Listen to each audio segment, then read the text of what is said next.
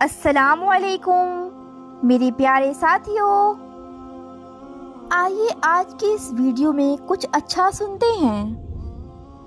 ये एक सेठ जी की कहानी है जो बहुत दौलतमंद था। शहर का सबसे अमीर बिजनेसमैन था।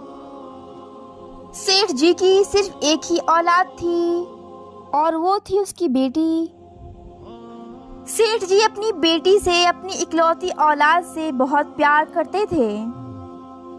सेठ जी की बेटी जवान हो गई थी और सेठ जी को और उसकी बीवी को अपनी बच्ची की शादी की फिक्र थी। सेठ जी अपनी ही तरह दौलतमंद और एक बड़ा बिजनेसमैन से अपनी इकलौती बेटी का निकाह करना चाहते थे। एक दिन सेठ जी का मुलाकात अपने पुराने दोस्त से हुई और उन दिनों वो भी बहुत बड़ा बिजनेस कर रहे थे। उनका भी एक बेटा था जिसकी शादी नहीं हुई थी। सेठ जी और उसका दोस्त बातचीत में मसरूफ थे। तभी सेठ जी के दोस्त का बेटा आया जिसका अखलाक बहुत ही अच्छा था और वो बहुत पढ़ा लिखा था। सेठ जी को अपने दोस्त का बेटा बहुत पसंद आया तो सेठ जी ने सोचा कि ये बेटा तो बहुत अच्छा है, मैं अपनी बेटी का निकाह इससे ही कर देता हूँ। और यहीं से इन दोनों की शादी की बात हो गई और कुछ महीनों के अंदर उन दोनों का निकाह हो गया। सेठ जी और उसकी बीवी अब खुश रहने लगे, लेकिन अल्लाह को कुछ और मंजूर था।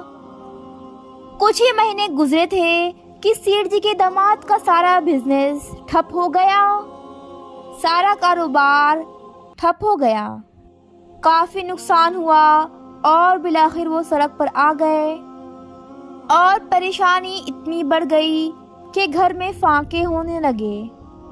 सेठ जी की बीवी ने सेठ जी से बात की कि क्यों ना अपनी बेटी को एक कारोबार खुलवा देते हैं, उनकी मदद करते हैं ताकि हमारी बेटी सुकून चैन से और खुश रह सके। सेठ अपने उसूलों का बड़ा ही पाबंद था और उसने अपनी बीवी को समझाया कि जो नसीब में होता है वो मिलकर रहता है, जो नसीब में रहेगा उसे कोई टाल नहीं सकेगा। और जब अल्लाह मेरी बेटी के नसीब में कुछ लिख देगा तो सारी कायनात मिलकर उसकी मदद करेगी। तुम सब्र रखो। बीवी ने अपनी शौहर की बात सुन ली, लेकिन फिर भी वो एक माँ थी, कहाँ उसको चैन मिल सकता था। सेठ जी की बीवी सेठ जी की बीवी अपनी बेटी और दामाद को दावत पे बुलाया। उस दिन सेठ जी अपने घर पर मौजूद नहीं थे। जब बेटी और दामाद ने खाना खा लिया तो उसकी माँ ने कहा, बेटी मैं तुम्हारे लिए कुछ बेसन के लड्डू बना देती हूँ, तुम लोग उसे घर जाकर खा लेना। तभी सेठनी ने मज़ेदार 5 किलो मोतीचूर यानी बेसन के लड्डू तैयार कर लिए और उन लड्डुओं के बीच उसके अंदर कुछ सोने की अशरफियाँ छिपा कर रख दी। माँ ने सोचा कि जब घर जाकर मेरी बेटी लड्डू के डब्बे को खोलेगी, जब उसमें से लड्डू निकालेगी तो उसे सोने की अशरफियाँ मिल जाएंगी। इस तरह वो अशरफियों से कुछ काम शुरू कर लेंगे और इससे उनको शर्मिंदगी भी नहीं होगी। लेकिन यहाँ पर भी अल्लाह को कुछ और मंजूर था। सेठनी की बेटी और उसका दामाद लड्डुओं को उठाकर घर जाने लगे। चलते चलते रास्ते में शौहर ने अपनी बीवी से कहा, वज़न तो बहुत ज़्यादा है, एक काम करते हैं, इन लड्डुओं को हलवाई से बेच देते हैं, हमें तो लड्डुओं की ज़रूरत है ही नहीं, बेवजह इतना वज़न कौन उठाएगा। अगर हम इन लड्डुओं को हलवाई से बेच देते हैं तो हमें कुछ पैसे मिल जाएंगे जिससे हम कुछ काम करेंगे।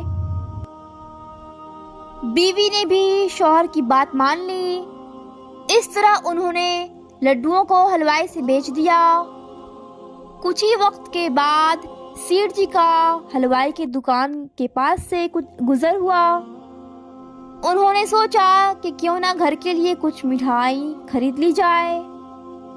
इत्तेफाक से वो उसी हलवाई की दुकान पर गए और हलवाई ने वही मिठाई उन्हें दी और सेठ जी वही लड्डू खरीद लिए और उसे घर ले आए।